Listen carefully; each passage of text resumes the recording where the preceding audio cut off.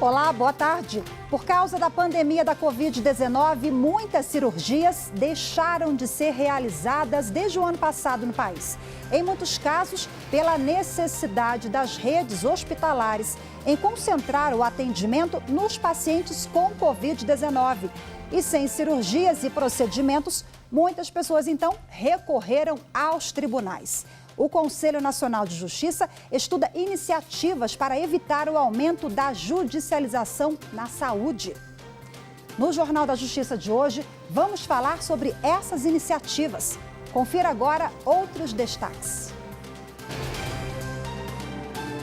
Ministro Gilmar Mendes, do Supremo Tribunal Federal, convoca audiência pública para discutir formas de garantir a fiscalização do sistema penitenciário. O ministro Gilmar Mendes pontuou que a discussão entre entidades especializadas e a sociedade é uma oportunidade de esclarecer dúvidas e certas dificuldades no cumprimento da decisão. Ministro Ricardo Lewandowski, do STF, suspende decisão do Tribunal de Justiça do Rio de Janeiro que permitia mudança de grupos prioritários para a vacinação da Covid-19. E ainda, Superior Tribunal de Justiça mantém suspensa a progressão de regime para condenado pela morte da jovem Eloá. O habeas corpus foi impetrado no STJ contra a decisão do Tribunal de Justiça de São Paulo.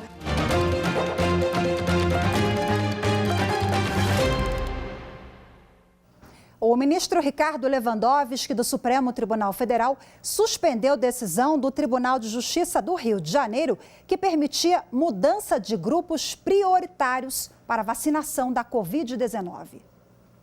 O decreto fluminense priorizava a imunização de profissionais de segurança, salvamento e forças armadas e profissionais da educação antes da vacinação integral dos idosos e até das pessoas com comorbidades e deficiência. O ministro Ricardo Lewandowski entendeu que, quando houver necessidade, com base em critérios técnicos e científicos para alteração do calendário de vacinação, isso deve ser amplamente divulgado e ainda garantido a aplicação da segunda dose para os grupos preteridos. De acordo com a decisão do ministro, as alterações devem respeitar as datas de imunização para os grupos já estabelecidos e divulgados, sob pena de frustrar a confiança daqueles que aguardam um imunizante.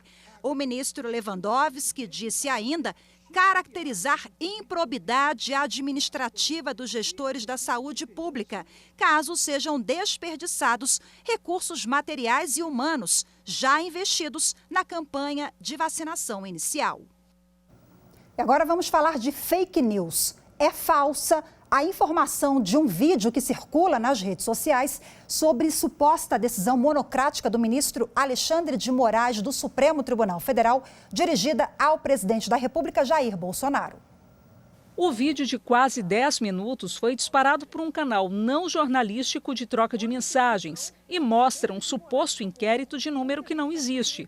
A postagem apresenta dispositivos do regimento interno do STF desconexos, além de conter erros de ortografia e de concordância.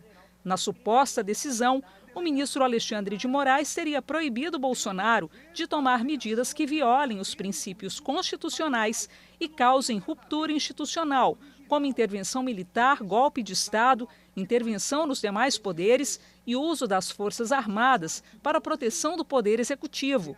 O vídeo ainda afirma que o ministro do STF teria ameaçado o presidente da República de prisão, com base na Lei de Segurança Nacional.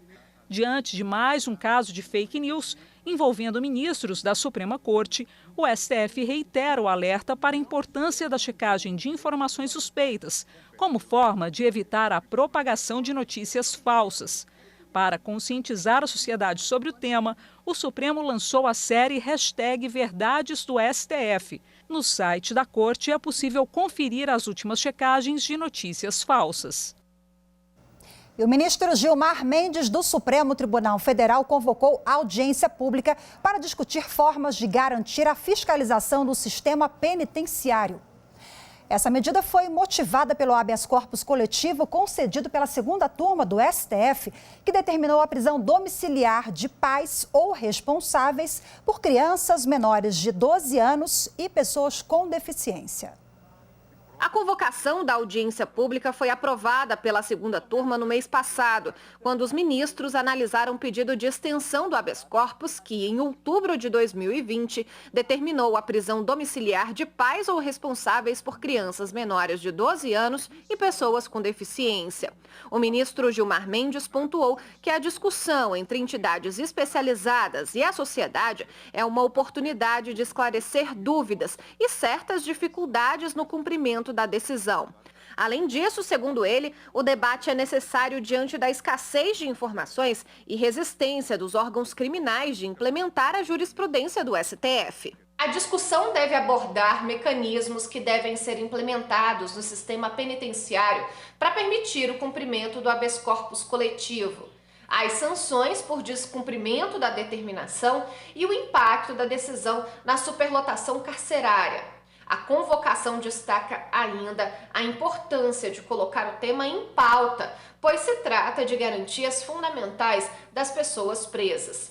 A audiência pública vai ser realizada por videoconferência, respeitando as normas sanitárias para combater a disseminação da Covid-19.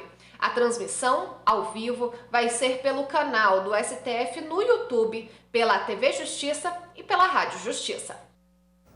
Os interessados em contribuir com a discussão podem se inscrever até o dia 28 de maio. Basta enviar um e-mail para HC1657704, que é o número desse habeas corpus, HC1657704@stf.jus.br, com nome, qualificação profissional, currículo e os pontos que pretende abordar nessa audiência pública. A seleção dos habilitados deve ser divulgada no site do Supremo Tribunal Federal a partir do dia 4 de junho. E em sessão virtual, a segunda turma do Supremo Tribunal Federal manteve a prisão preventiva da desembargadora do Tribunal de Justiça da Bahia, investigada na Operação Faroeste. Quem traz os detalhes dessa decisão para a gente é a nossa consultora jurídica aqui da TV Justiça, a Gisele Reis. Para a segunda turma, o pedido da desembargadora deve ser arquivado, porque o STF não pode se pronunciar enquanto não houver a conclusão da análise do habeas corpus no Superior Tribunal de Justiça. A defesa dela tenta no Supremo substituir a prisão preventiva, que foi decretada pelo STJ, por medidas cautelares alternativas, a exemplo da prisão domiciliar. O ministro Edson Fachin já havia negado seguimento ao pedido e o entendimento dele foi mantido por maioria na sessão do plenário virtual.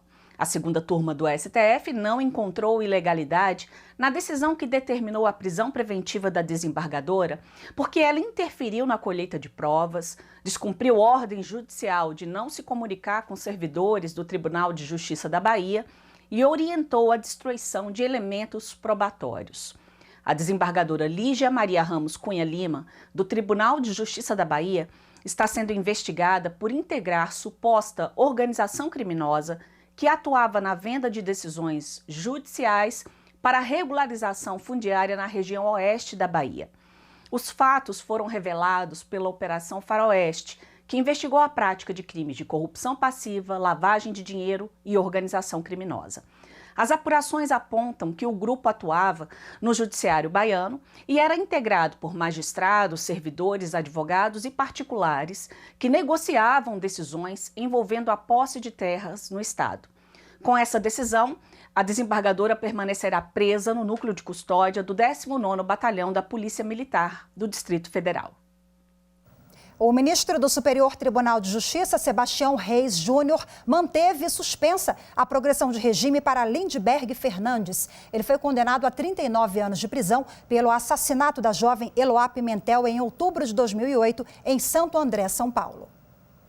O ministro Sebastião Reis Júnior negou o pedido de liminar em habeas corpus, no qual a defesa de Lindbergh Fernandes, condenado pelo assassinato da jovem Eloá Cristina Pimentel, requer a progressão do regime de cumprimento da pena. O habeas corpus foi impetrado no STJ contra a decisão do Tribunal de Justiça de São Paulo, que manteve a exigência de realização do teste de Rorschach avaliação psicológica complementar ao exame criminológico. A defesa sustenta que seria ilegal condicionar a progressão do regime fechado para o semiaberto à realização do teste e que o condenado possui bom comportamento carcerário e recebeu parecer favorável ao regime mais brando no exame criminológico. Ao indeferir a liminar, o ministro Sebastião Reis Júnior citou as decisões do Juízo de Primeiro Grau e do TJ de São Paulo que justificaram a exigência do exame complementar a partir do parecer psiquiátrico, que constatou transtorno de personalidade com presença de traços narcísicos e antissociais, impulsividade elevada e pouca capacidade de afeto. Assim, o relator concluiu que a defesa não tem razão, uma vez que há motivação concreta do tribunal de origem para manter a exigência do exame complementar. O mérito do habeas corpus será analisado pela sexta turma, ainda sem data definida. Lindbergh cumpre pena de 39 anos, 3 meses e 10 dias de reclusão pelo homicídio qualificado de sua ex-namorada Eloá em 2008, quando armado invadiu o apartamento em que ela morava em Santo André, São Paulo. E você vai ver a seguir: o Conselho Nacional de Justiça estuda iniciativas para evitar o aumento de casos na justiça gerados pela crise sanitária causada pela pandemia. É um instantinho só, eu volto já.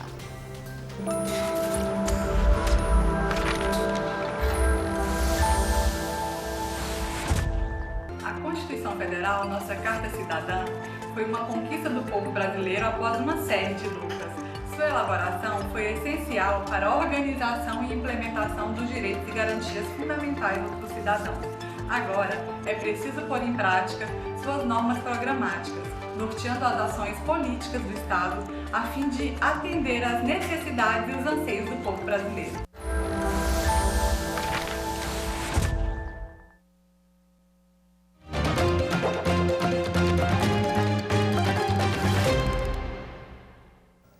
Prevendo um possível aumento da judicialização na saúde no período pós-pandemia, o Conselho Nacional de Justiça estuda medidas para serem implantadas nos comitês estaduais de saúde, especialmente com reforço para as ações conciliatórias.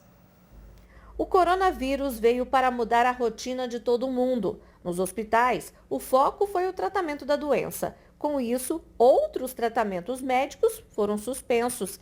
E essa demanda reprimida pode se tornar ações judiciais logo após o controle da Covid-19, segundo estimativas do Poder Judiciário. De acordo com a última pesquisa do Conselho Nacional de Justiça, entre 2008 e 2017, houve um aumento de 130% nas demandas judiciais sobre saúde e 50% no número de processos.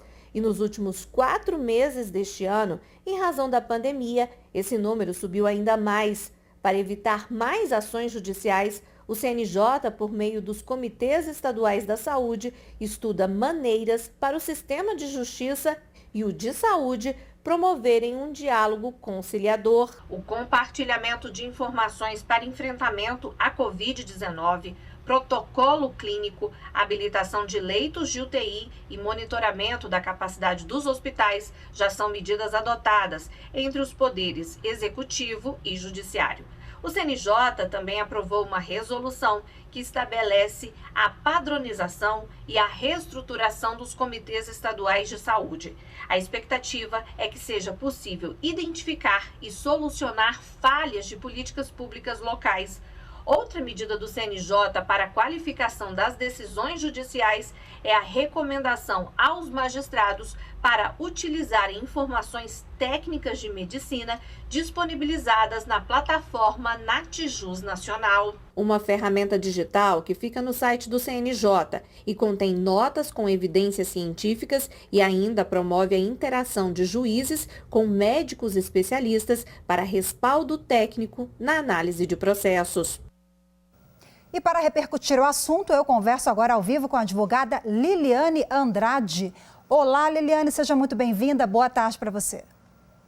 Boa tarde a todos. Muito obrigada pelo convite. Bom, vimos na reportagem que a judicialização na saúde é um fenômeno que nós estamos presenciando no Brasil já há alguns anos, que se intensificou agora diante da pandemia da Covid-19. O indivíduo não consegue, o cidadão não consegue ter acesso ao direito à saúde, que está na Constituição, é direito de todos, dever do Estado, acaba acessando o Poder Judiciário, que não consegue dar conta de tamanha demanda, enxurrada de ações. Enfim, eu queria que a senhora falasse um pouquinho sobre essa temática que acaba virando uma bola de neve, né?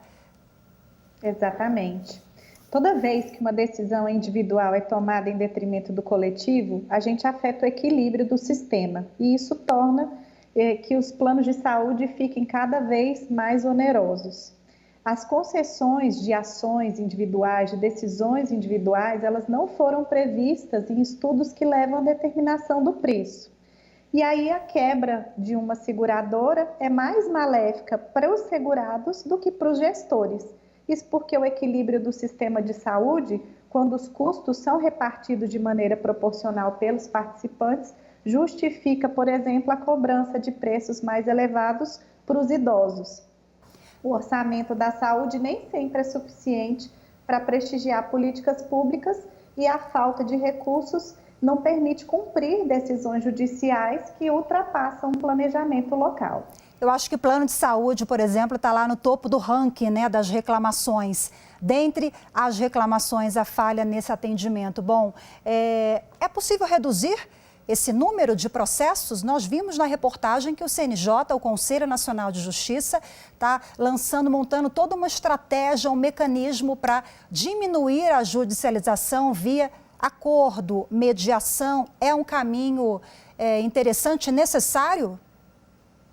Com certeza. O Conselho Nacional de Justiça, como foi dito na reportagem, tem reforçado por meio de recomendações que os magistrados utilizem as informações técnicas de medicina, baseada em evidências disponibilizadas na plataforma Natijus Nacional, para embasar as decisões relativas às demandas que envolvam direito à saúde. O objetivo é que haja uma qualificação da judicialização. Com a coleta de dados, os comitês estaduais de saúde elaborarão as suas propostas para a solução dos conflitos mais recorrentes e, com isso, vão contribuir no aperfeiçoamento do acesso à saúde da população local. As propostas elaboradas servem de subsídio para o Plano Nacional para o Poder Judiciário. Liliana, o que você chama de qualificação da judicialização? Então, os comitês estaduais, eles vão montar um plano, né? Foi discutido no Fórum de Saúde do Conselho Nacional de Justiça. Esse plano, ele tem os seguintes pilares. Eles acompanham os indicadores de melhorias na prestação da atenção primária e secundária da saúde, acompanham e monitoram os indicadores da redução da judicialização de acordo com as informações de cada estado, promovem ações específicas orientadas pelos indicadores e sugerem a criação de câmaras de resolução pré-processual e, se for o caso, os magistrados se unem também com os gestores de saúde para decidir medidas específicas em cada comarca ou seção judiciária, né? Medidas específicas de acordo com cada estado. Liliane, quando recorrer ao Poder Judiciário para ter acesso a um medicamento, por exemplo, um medicamento de alto custo ou que é de difícil acesso pelo preço ou porque nem tem no Brasil, a gente vê muitos casos assim. Aqui em Brasília nós tivemos a menina Kiara, que conseguiu acesso ao medicamento, graças a Deus, salvou a vida dessa criança, a decisão do Poder Judiciário, né? Então, mas são casos excepcionais, é preciso tentar discutir ali com a Secretaria Estadual de Saúde. Exatamente, né? Em regra, o Poder Judiciário ele estabelece regras que são reconhecidas pela jurisprudência, né? Tanto do Supremo Tribunal Federal quanto do Superior Tribunal de Justiça, e as regras são determinadas pelo seguinte: primeira, a parte autora precisa comprovar, mediante o laudo médico, que precisa do medicamento e que o medicamento não é fornecido pelo SUS, ele precisa estar entre o rol e por algum motivo não foi fornecido para a pessoa. Precisa demonstrar que a pessoa não tem capacidade financeira de arcar com o custo do tratamento ou do medicamento e o medicamento precisa estar previsto, registrado na Anvisa. Só que o caso da Chiara Liz foi um parâmetro totalmente fora, né? Porque o medicamento era um medicamento internacional, não estava autorizado pelo SUS e nem registrado na Anvisa, né? Então foi um caso fora da curva, né? Daí esse ineditismo e chamou tanta atenção e acabou chamando atenção também para esses direitos do cidadão que muitas vezes a pessoa desconhece, né? Que ela tem sim esse acesso, que ela pode recorrer ao Poder Judiciário e certamente será atendida. Liliana, muito obrigada pela sua participação. Até a próxima, boa tarde para você. Obrigada, boa tarde. E você vai ver a seguir, Superior Tribunal de Justiça proíbe a realização de greve de motoristas de ônibus em Brasília. Os detalhes já já.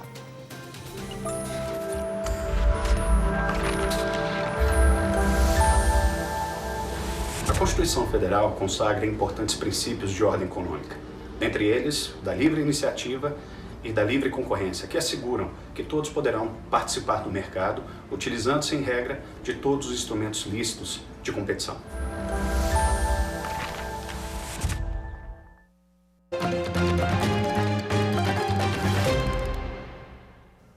O presidente do Superior Tribunal de Justiça, ministro Humberto Martins, restabeleceu decisão que proibiu greve dos rodoviários no Distrito Federal. O ministro considerou que a paralisação coloca em risco a ordem pública. O presidente do STJ, ministro Humberto Martins, restabeleceu o liminar de primeira instância que havia proibido os rodoviários do Distrito Federal de entrarem em greve para reivindicar a inclusão deles no grupo prioritário de vacinação contra a Covid-19, sob pena de multa de R$1 milhão contra o sindicato da categoria.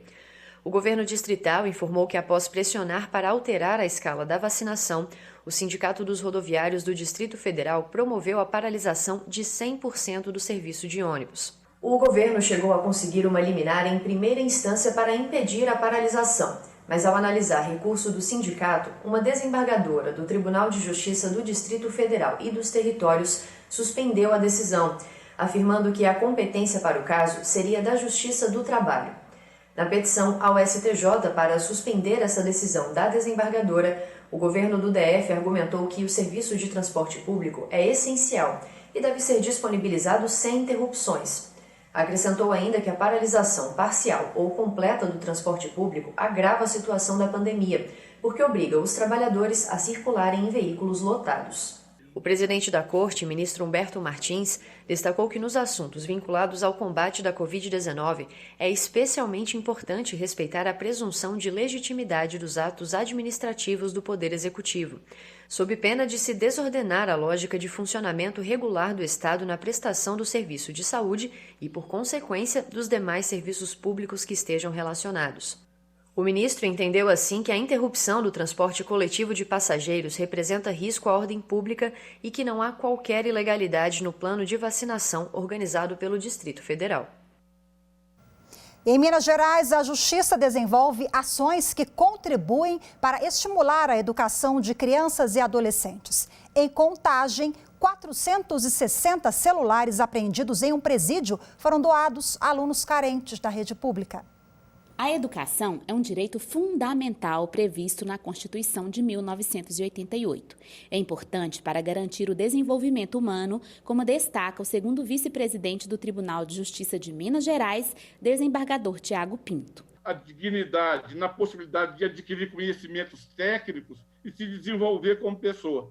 É isso que a Constituição garante. Se, por um lado, estados e municípios devem investir em escolas, professores e gerir a oferta de educação, por outro, os pais ou responsáveis têm o dever legal de manter a criança e o adolescente matriculado em instituição de ensino. Mas as desigualdades relacionadas à garantia desse direito ficaram ainda mais evidentes desde a crise provocada pela pandemia da Covid-19. Dados publicados pelo Unicef, Fundo das Nações Unidas para a Infância, apontam que no Brasil, em 2020, mais de 5,5 milhões de crianças e adolescentes entre 6 e 17 anos ficaram sem atividades escolares por causa da pandemia. Para permitir que alunos carentes consigam um meio de acessar as aulas no formato remoto, a Vara de Execuções Penais de Contagem doou mais de 450 celulares para a Secretaria Municipal de Educação de Belo Horizonte. São aparelhos apreendidos na penitenciária Nelson Hungria e que, por lei, não podem ser comercializados. A reparação técnica dos telefones foi feita por uma empresa paga por meio de verbas pecuniárias. Os aparelhos eles foram não só reformatados, mas também foram consertados. Pequenos reparos, e ficaram todos assim, em situação de novos. Esses alunos foram, sim, mapeados desde o ano passado e é priorizada a eles, né, a esses que têm mais dificuldade, porque às vezes estão numa família com mais filhos, há um equipamento só nessa casa, há uma situação de emprego em que às vezes a mãe, né, a família às vezes é monoparental, a mãe é a única a chegar em casa com esse equipamento, mas chega muito tarde, num horário que não é um horário bacana para as crianças. Então, tudo isso é mapeado, sim, para a gente priorizar a distribuição àqueles que mais precisam do equipamento. Excelente iniciativa, parabéns para o pessoal de Contagem, a turma de BH. Hoje ficamos por aqui, muito obrigada pela sua companhia, eu te espero amanhã, boa tarde, tchau, tchau.